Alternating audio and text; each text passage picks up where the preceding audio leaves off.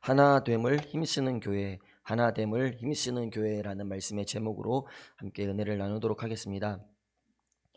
가장 어두울 때 작은 빛도 도드라져 보이듯이 지금 이 시대가 너무 어둡고 또 어렵다 말하는 시대이기 때문에 우리 그리스도인의 작은 빛이라 할지라도 더욱 빛나게 이 시대를 밝힐 수 있지 않을까 하는 생각을 하게 됩니다. 그래서 이런 시대를 지날 때 우리가 더욱 바르게 살면서 세상의 빛과 소금의 역할을 감당해야 합니다. 그런 의미에서 볼 때 오늘 본문 말씀이 우리에게 주는 교훈이 참 중요하다라고 생각하는데요. 1절에서 바울 사도가 이렇게 권면하면서 말씀을 시작하고 있습니다.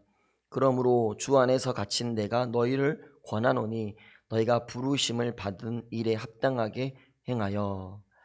바울 사도는 옥에 갇힌 자신의 처지를 이야기하면서 비록 우리의 삶이 어렵다 할지라도 또 감옥에 갇힌 것 같은 그러한 어려운 시간을 지나고 있다 할지라도 하나님께서는 우리 성도들을 세상과 구별되어서 거룩한 백성이 되도록 부르셨으니 그 부르심에 합당한 삶을 살아야 한다라는 것을 권면하고 있습니다.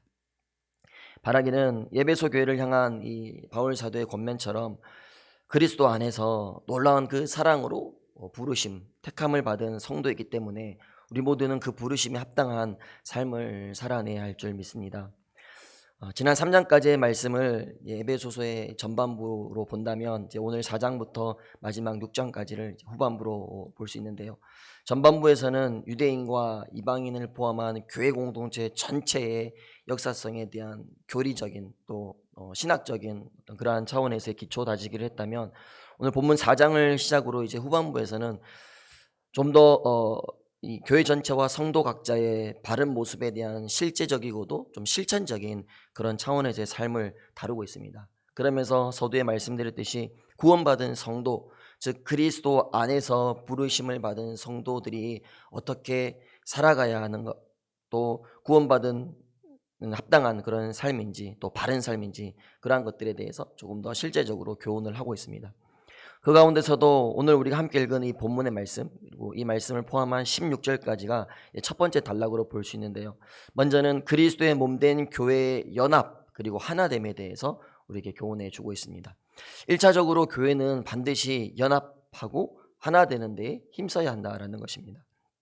왜냐하면 우리를 한 몸으로 부르셨는데요. 그렇게 한 몸으로 부름을 받은 우리 각 지체가 서로 연합하지 못한다면 당연히 전체로서의 교회도 강건하지 못할 뿐더러 그 교회를 이루는 지체로서 성도 각자도 역시 건강할 수 없기 때문입니다. 그래서 그리스도의 몸으로서 한 몸을 이룬 우리 성도들이 서로 연합하고 하나 되는 것은 너무나도 중요하고 또 당연한 일이다라는 것입니다. 그렇다면 그 연합, 그 하나됨을 이루기 위한 구체적인 방법은 무엇일까? 오늘 본문 2절에서 이렇게 말씀하고 있습니다. 모든 겸손과 온유로 하고 오래 참음으로 사랑 가운데서 서로 용납하고.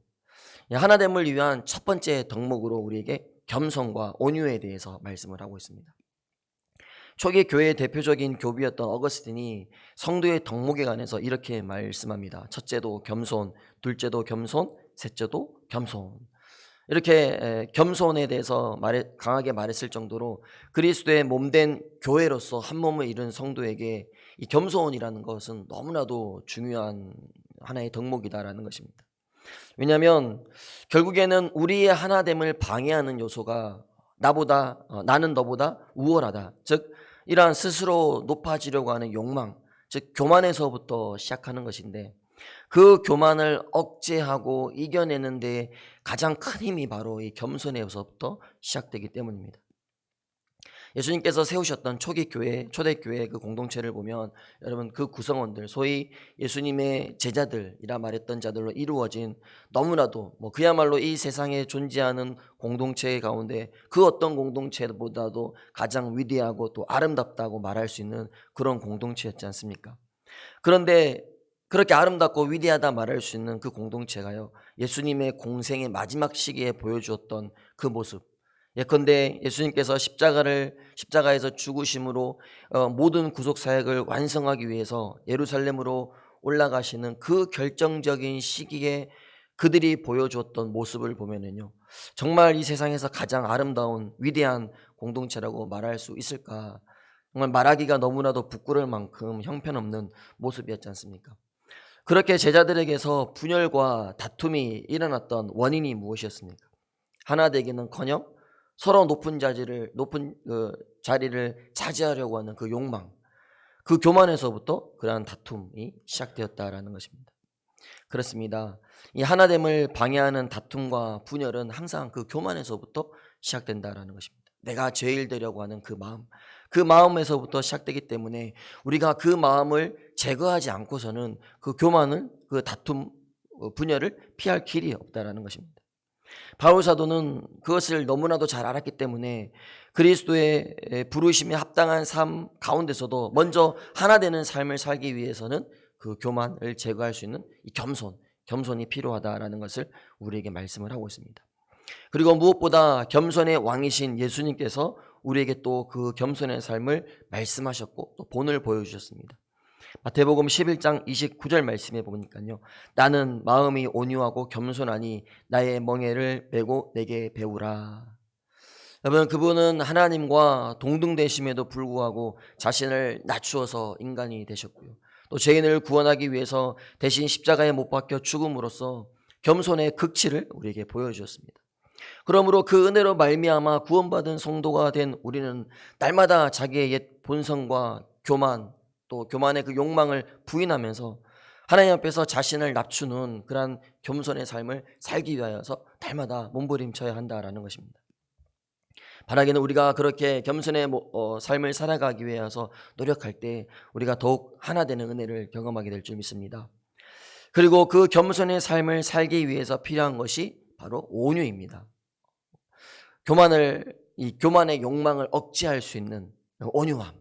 예를 들면 혹시 우리가 성도님들 배를 타보셨는지 모르겠는데요, 마치 이 배가 육지에 닿을 때 이제 거대한 화물선이나 이런 배들이 이제 육지에 닿아서 짐을 내리거나 또 사람들이 내릴 때 배가 육지와 부딪혀서 손상을 입지 않도록 그 배의 측면과 부두의 선착면 사이에 그 타이어를 끼워 넣어놔서 다치지 않도록 하는 그 역할, 마치 온유가 그러한 역할을 한다라고 볼 수 있을 것 같습니다. 즉 자신의 욕망 그리고 타인을 향한 절제되지 않는 감정과 어떤 그런 의지들을 억제하고 조절시킬 수 있는 그 힘, 그것이 바로 온유다라는 것입니다. 더욱 겸손하게 남을 섬길 수 있게 하는 힘이 바로 온유다. 여러분, 이 온유함이 우리에게 필요하다라는 것입니다. 그런데 이 온유함 역시도 예수님께서 우리에게 확실하게 그 본을 보여주셨습니다. 대표적으로 십자가를 지시기까지 얼마나 많은 굴욕적인 과정들이 있었습니까? 그러나 그 가운데서도 온유하셨기 때문에 그 수모를 다 감당하시고 재판을 받으시고 십자가를 지셨던 것입니다. 그러므로 우리가 이 온유함을 또 간절히 구해야 한다는 것입니다. 또한 여러분, 하나됨을 위해서 우리가 구해야 할 것은요, 오래 참음으로 서로 용납하는 것, 그것이 우리에게 필요하다라고 말씀을 하고 있습니다. 우리가 흔히 생각할 때 오래 참음이나 이 용서의 덕목은 먼저는 교회가 세상의 불의한 자들을 향해서나 필요할 것으로 생각할 수 있지만, 사실은 그 이전에 교회 안에서 더욱더 필요한 것이 바로 이 오래 참음과 서로 용납하는 것, 이것이 먼저는 교회 안에서 가장 먼저 필요하다라는 것입니다. 왜냐하면 교회 공동체 역시도 완전한 의인들로 모여진 공동체가 아니기 때문입니다. 여전히 실수가 많고 허물 많은 죄인이 모인 것 또한 이 교회 공동체입니다. 그런데 마치 교회는 의인들의 모임으로 여기기 때문에 애당초 서로에게 용서하는 마음 없이 접근하기가 쉽다라는 것입니다. 그래서 작은 실수에도 용납이 안 되고요, 그러다 보니 서로 간에 더욱 큰 상처를 남기게 될 때가 많다라는 것입니다. 그래서 바울 사도가 하나됨의 공동체를 이루기 위해서 먼저 우리 안에서부터 오래 참음과 사랑으로 서로 용납할 것을 강조하고 있는 것입니다. 여러분, 어떤 교회라도 서로를 향한 오래 참음과 용서의 마음이 없다면 그리스도의 몸된 교회로서 더는 존립할 수가 없습니다. 그러므로 지금 우리 곁에 있는 성도, 그가 누가 되었든 70번씩 7번이라도 사랑으로 용서할 수 있는 그 마음을 우리 가운데 넘쳐나야 할 줄 믿습니다. 또 무엇보다 우리가 그렇게 용서할 수 있는 이유도 우리 또한 그렇게 용서받은 자들이기 때문입니다. 골로새서 3장 13절 말씀에 누가 누구에게 불만이 있거든 서로 용납하여 피차 용서하되 주께서 너희를 용서하신 것 같이 너희도 그리하고. 바라기는 여러분 최고의 용서함을 받은 우리이기에, 무엇으로도 보답할 수 없는 그러한 용서함을 받은 우리이기에 그 은혜로 다른 이들을 서로 사랑하고 또 용납할 수 있는 우리 모든 성도님들 되시기를 간절히 부탁을 드리겠습니다. 계속해서 이제 우리가 정말 하나됨의 중요성을 위해서 기억해야 할 것이 있는데요. 3절 말씀에 보니까 이렇게 기록하고 있습니다. 평안에 매는 줄로 성령이 하나 되게 하신 것을 힘써 지키라. 바로 성령님께서 우리를 하나 되게 하셨음을 우리가 기억해야 한다라고 말씀하고 있습니다. 흔히 우리는 우리의 노력으로 우리가 하나가 될 수 있다라고 생각하지만 사실 우리에게는 그만한 능력이 없습니다. 성도의 진정한 하나됨은 오직 성령님께서만 하실 수 있는 일이다라는 것입니다. 이방인이었던 에베소 사람들을 회심시킨 분도 성령님이셨고요. 또 유대인들을 회심시켜서 그리스도인이 되게 하신 분도 성령님이셨습니다. 또 그들이 하나 되게 하신 건 역시 전적인 성령님의 역사였습니다. 우리도 마찬가지입니다. 우리의 하나됨도 역시 성령님의 역사입니다. 또 그것이 바로 교회입니다. 그래서 성령님께서 만드신 이 아름답고 거룩한 공동체를 우리가 온전히 지켜내기 위해서 최선의 노력을 다해야 할 의무와 사명이 있다라는 것입니다. 바라기는 성령님께서 만드신 최고의 걸작품 이 교회 공동체를, 하나됨으로 이루신 이 교회 공동체를 우리가 온전하게 지켜내는데 최선을 다해야 할 줄 믿습니다. 끝으로 이어지는 4절에서 이제 6절까지의 말씀을 통해서 교회 공동체가 연합하고 하나 되어야 함의 기초, 또 근거가 어디에서부터 출발하고 있는가에 대해서 밝히고 있는데요. 결론적으로 보면 4절에서도 성령님도 하나이시고, 또 5절에 성자 예수님도 하나이시고, 또 6절에 성부 하나님도 하나이시고, 즉 삼위일체 하나님의 한 분 되심이 바로 그를 믿는 자들의 하나됨의 기초가 된다라는 것을 우리에게 말씀하고 있습니다. 그렇습니다. 이 삼위일체 하나님이 한 분이시듯 우리 또한 한 분이시며 또 한 아버지이신 하나님으로부터 부르심을 입은 자들입니다.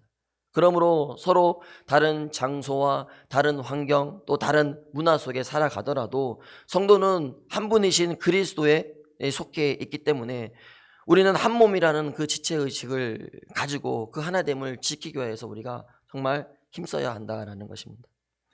바라기는 한 분이신 하나님께서 우리를 그리스도의 몸된 하나의 교회로 부르셨다라는, 여러분 그 사실을 우리가 기억하면서 그 기초 위에 우리 교회가 세워졌다라는 것을 우리가 또 기억하시면서요, 그 부르심에 합당한 삶을 살기 위해서 또 더욱 하나 되기에 노력하는 복된 새벽 가족들 되셔서 우리 가운데 정말 하나됨의 놀라우신 은혜를 날마다 경험케 하여 주시는, 또 하나됨을 통하여서 교회가 더욱 건강하게 성장함을 경험케 하시는 그런 은혜를 경험하는 복된 새벽 가족들 될 수 있기를 주님의 이름으로 부탁을 드리겠습니다.